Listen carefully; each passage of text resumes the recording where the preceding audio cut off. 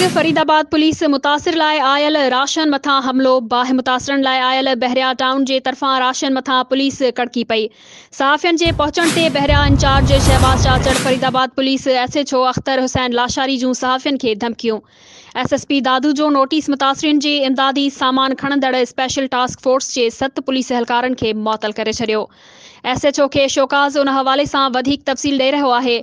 मेहड़ मां CN news जो reporter राजा अतहर गोड़। जी राजा, छा तफ़सील आहिनि? जी जरा मां ॿुधाईंदो हलां त मेहड़ लॻ फरीदाबाद पुलिस पारां मुतासिरनि जी मदद लाइ आयल राशन मथां हमिलो। राशन जा बैग खणंदे वीडियो वायरल। मुतासिरनि लाइ आयल बहरिया टाउन जे तरफ़ां राशन मथां पुलिस कड़की पई। सहाफ़ियुनि जे पहुचण ते बहरिया town in charge Shahbaz चाचड़, Faridabad police SHO Akhtar Hussain Lashari जूं सहाफ़ियुनि खे धमकियूं।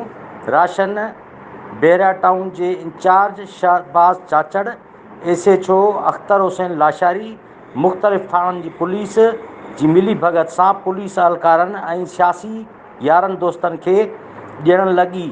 इतला मिलण ते सहाफ़ी टीम पहुची वई। सहाफ़ियुनि खे रिश्वत जी आछ, इनकार करण ते संगीन नतीजा भोगण जूं धमकियूं। सिविल सोसाइटी सहाफ़ी पारां एहतजाज। SSP दादू इरफान अली समो जो नोटिस मुतासिरीन जी इमदाद सामान खणंदड़ स्पेशल टास्क फोर्स जे 7 पुलिस एहलकार खे मुअतल करे छॾियो। जी।